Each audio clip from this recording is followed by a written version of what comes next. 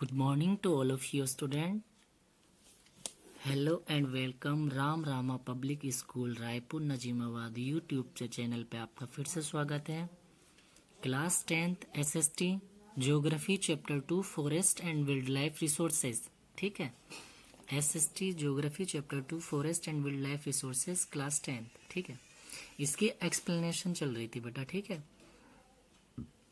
इसकी एक्सप्लेनेशन चल रही थी और क्या बोलते हैं, चलो फिर स्टार्ट करते हैं। ठीक है, तो इसमें हमने इंट्रोडक्शन इसका पढ़ लिया था। तो इसमें हम नॉर्मल फ्लोरा और फोना के बारे में बात चल रही थी। ठीक है, तो इसमें फर्स्ट वन था नॉर्मल। ठीक है, तो नॉर्मल स्पीसीज, देखो ये वो स्पीसीज होती हैं। नॉर्मल स्पीसीज में हमारा क्या था कि ये वो स्पीसीज होती हैं जो इजिली जिन्हें इजीली देखा जा सकता है। ठीक है, इनकी जो एग्जिस्टेंस है वो बहुत ही इजी है। ठीक है, ये क्या हो जाता है कि इजीली एग्जिस्ट नहीं कर होते, ये इजीली एग्जिट नहीं होते, जैसे कैट्स, डॉग्स इटसेट्रा। इतनी बात समझ आ गई। नॉर्मल जो स्पीसीज, ये वो नॉर्मल की कैटेगरी में वो वाले स्पीसीज आते हैं जो इजीली देखा जा सकता है, जिन्हें एग्जिस्टेंस बहुत इजी होती है, इजीली एग्जिट नहीं होते, जैसे कैट्स और डॉग। दूसरा होता है एंडेंजर्ड। एंडेंजर्ड में क्या होता है, एंडेंजर्ड स्पीसीज क्या होती हैं, देखो एंडेंजर्ड स्पीसीज वो स्पीसीज होती हैं जिनकी लिविंग एग्जिस्टेंस, ठीक है, जिनकी लिविंग एग्जिस्टेंस बहुत ही डिफिकल्ट है। ठीक है, इंडेंजर्ड स्पीसीज वो स्पीसीज होती हैं जिनकी एग्जिस्टेंस बहुत ही डिफिकल्ट है। अगर निगेटिव फैक्टर, ठीक है, अगर निगेटिव फैक्टर कंटिन्यू रहे तो ये बहुत ही जल्दी खत्म हो सकते हैं। ठीक है, एंडेंजर्ड स्पीसीज क्या है, अगर इन्हें निगेटिव फैक्टर मिल जाए कंटिन्यू तो ये क्या है, बहुत जल्दी खत्म हो सकते हैं। इनका रहना बहुत जरूरी है, इनका बचाकर रखा जाना चाहिए। ठीक है, एंडेंजर्ड स्पीसीज को। ठीक है, वैसे भी मैंने डिस्कस किया था कि फ्लोरा फोना में हमारी ये प्लांट स्पीसीज और फोना स्पीसीज, ये जितने भी हैं ये हम बचाकर इन्हें रखना चाहिए, क्योंकि हम भी इन पर निर्भर होते हैं। ठीक है, प्लांट पर, एनिमल पर। ये जैसे जैसे खत्म हो जा रहा है, हमें भी जीने में उतना ही मतलब परेशानी होगी। अब इसमें देखो थर्ड वन आ जाता है वैल्यूनेबल। ठीक है, वैल्यूनेबल स्पीसीज क्या होती हैं, देखो वैल्यूनेबल स्पीसीज वो स्पीसीज होती हैं जो बहुत इजीली खत्म हो सके। ठीक है, वैल्यूनेबल स्पीसीज वो स्पीसीज होती हैं जो इजीली खत्म हो सकते हैं, और अगर उनकी प्रिजर्वेशन ना की जाए, तो वो जो है जल्दी खत्म हो सकती हैं, जैसे क्रोकोडाइल। ठीक है, ये हमारा क्या हो जाता है, वैल्यूनेबल। अब इसके बाद आ जाता है हमारा रेज स्पीसीज में क्या होती हैं, देखो रेज स्पीसीज वे स्पीसीज होती हैं, रेज स्पीसीज जो हमारी, इसमें देखो क्या होता है कि जिनकी पॉपुलेशन, रेज स्पीसीज की जो पॉपुलेशन है वो बहुत कम होती है। ठीक है, ज्यादातर तादाद में नहीं होते। ठीक है, इनकी जो स्पीसीज है वो बहुत कम होती है, ये ज्यादातर तादाद में नहीं पाए जाते। अब क्या होता है कि इनकी प्रिजर्वेशन को इम्पोर्टेंट दिया जाना चाहिए ताकि ये वैल्यूनेबल और इंडेंजर्ड की कैटेगरी से में ना आए।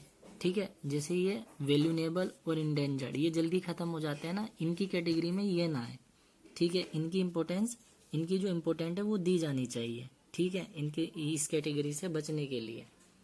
ठीक है, इतनी बात समझ आ गई। अब क्या है, इंडेमिक है ना, इंडेमिक स्पीसीज आ जाती है। अब ये फिफ्थ वन है ना, इंडेमिक स्पीसीज क्या होती है, देखो इंडेमिक स्पीसीज वो स्पीसीज होती हैं जो सब जगह नहीं पाए जा सकते, वो एक स्पेसिफिक एरिया में पाए जाते हैं, उनका मूवमेंट जो है वो रेस्ट्रिक्ट होता है। ठीक है, देखो इंडेमिक स्पीसीज वो स्पीसीज होती हैं जो सब जगह नहीं पाए जा सकते। ठीक है, जो सब जगह नहीं पाए जा सकते वो इंडेमिक स्पीसीज होते हैं। देख, ठीक है। इनका जो पाए जाने का वो स्पेसिफिक एरिया में ये पाए जाते हैं। इनका जो मूवमेंट होता है वो रेस्ट्रिक्टेड होता है, ठीक है। अब लास्ट वन आ जाता है इस एक्सिनिक्ट। एक्सनिक्ट में क्या हो जाता है, एक्सिनिक्ट, कि ये वो स्पीसीज होते हैं, ये ऑलरेडी एक्सिनिक्ट होते हैं, हो चुके हैं, अब यही पाए जाते हैं, अब ये नहीं पाए जाते हैं ना। जैसे डायनासोर, एक्सिनिक्ट में क्या हो जाता है, एक्सिनिक्ट में वो स्पीसीज आते हैं जो ऑलरेडी एग्जिस्ट हैं। जैसे डायनासोर हमारे कहाँ हैं, अब कहाँ पाए जाते हैं, नहीं पाए जाते, पहले पाए जाते थे। ये क्या है, ऑलरेडी एक्सिनिक्ट है, ठीक है। फ्लोरा और फोना की बात चल रही है, जानवर की बात चल रही है, पेड़ पौधों की बात चल रही है, ठीक है। उनकी स्पीसीज के पाए जाते हैं। इनमें 47,000 जो है फ्लोरा होता है, फोना कितना होता है 81,000, ठीक है। तो इसमें ये है, ठीक है बेटा। अब इसके बाद आ जाता है हमारा, अब इसके बाद अगर हम निगेटिव फैक्टर की बात करेंगे, ठीक है, नेक्स्ट टॉपिक में आ जाते हैं हम निगेटिव फैक्टर में। अगर मैं बात करूं निगेटिव फैक्टर में, तो ह्यूमन यूसेज पे आ जाओ आप, फर्स्ट वन। देखो निगेटिव फैक्टर में अगर हम बात करें तो इसमें हम आप फर्स्ट वन में पढ़ते हैं ह्यूमन यूसेज, ठीक है। ह्यूमन यूसेज का देखो, अगर मैं बात करूं ह्यूमन यूसेज की, तो ह्यूमन यूसेज में क्या है कि ये सारे प्लांट एंड एनिमल एक नॉर्मल रिसोर्स बनाते हैं, ठीक है। ये सारे प्लांट एंड एनिमल एक नॉर्मल रिसोर्स बनाते हैं। फॉर एग्जांपल अगर मैं बात करूं, सॉरी नॉर्मल नहीं, नेचुरल रिसोर्स बनाते हैं प्लांट और एनिमल से। तो जैसे वुड, टिम्बर, फ्यूल एटसेट्रा, है ना। हम ह्यूमन बीइंग अपने पर्सनल यूसेज के लिए इनकी बहुत इजीली यूज कर लेते हैं, है ना, जिनकी वजह से इनकी जो क्वांटिटी है वो बहुत कम होती जा रही है। इतनी बात समझ आई। पहला क्या है, ह्यूमन यूसेज।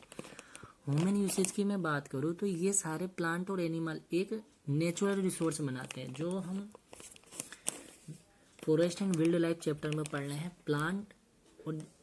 प्लांट पेड़ पौधे के बारे में और एनिमल्स के बारे में पढ़ रहे हैं। इनका हम यूज करके क्या कर रहे थे, हम नेचुरल रिसोर्स बना रहे थे। अब नेचुरल रिसोर्स में भी ह्यूमन बीइंग क्या कर रहा था, इसका पर्सनली यूज कर रहा था इजीली तरीके से। तो इनकी वजह से इनकी क्वांटिटी क्या है, कम होती जा रही है, ठीक है। अब आ जाओ कॉलोनियल रूल। कॉलोनियल रूल का मतलब क्या है, जो ड्यूरिंग ब्रिटिश पीरियड, ठीक है। तो क्या था, बहुत सी चीज़ें ऐसी थी कि इन्वेंशन भी हुई और बहुत अच्छी भी बनी, है ना। लेकिन बट क्या हुआ, चीज़ों का इन्वेंशन की वजह से फॉरेस्ट और एग्रीकल्चर लैंड जो है वो रिड्यूस हो गए। देखो कॉलोनियल रूल में क्या था, जब ड्यूरिंग ब्रिटिश पीरियड में कि बहुत सी चीज़ें क्या थी, इन्वेंशन हुई, उसमें अच्छी चीज़ इन्वेंशन हुई। लेकिन क्या हुआ, उन चीज़ों की वजह से, इन्वेंशन की वजह से फॉरेस्ट और एग्रीकल्चर लैंड क्या है वो रिड्यूस हो गया।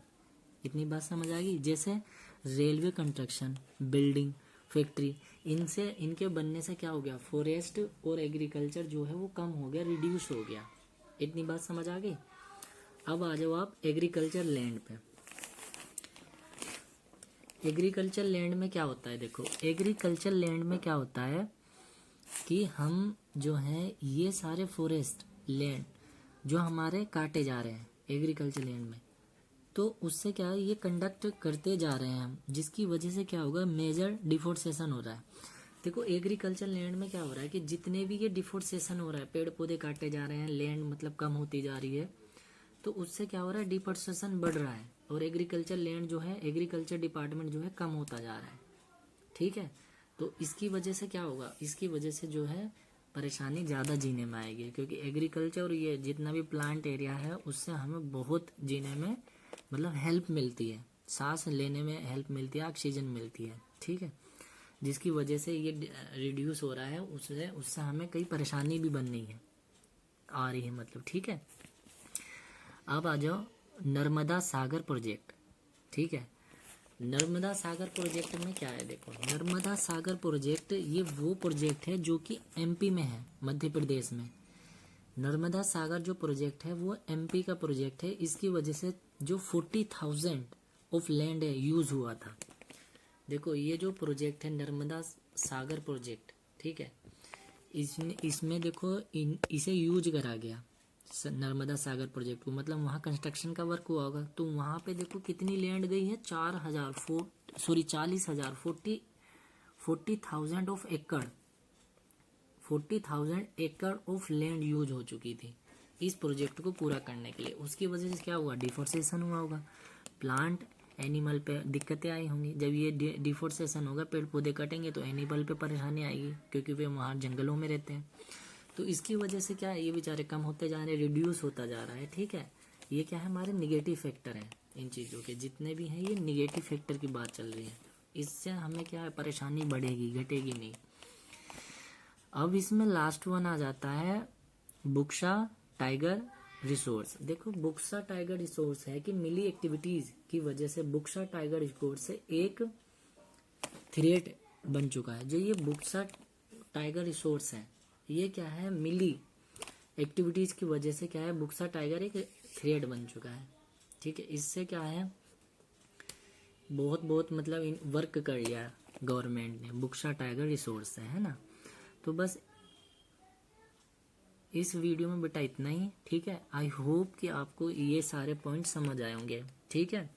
हम स्टेप बाय चल रहे हैं, ठीक है। कोई भी परेशानी हो, ठीक है, वैसे तो परेशानी होनी नहीं चाहिए बेटा, क्योंकि एक एक पॉइंट आपको बताते हैं, स्टेप बाय स्टेप चल रहे हैं हम लोग, ठीक है। अगर आप थोड़ा सा भी ध्यान लगाओगे इस वीडियो में, मेरी हर वीडियो में, तो आपको अच्छे से समझ आ जाएगा। ना समझ आए तो आप क्वेरी कर सकते हो फ़ोन से, ठीक है। लेकिन आप समझने की कोशिश करना, तो बिल्कुल ज़रूर समझ में आएगा, क्योंकि हम स्टेप बाय स्टेप एक एक पॉइंट बता के चल रहे हैं, तो इसमें दिक्कत नहीं आनी चाहिए आपको, ठीक है। आई होप कि आपको समझ आया होगा। Goodbye and God bless you.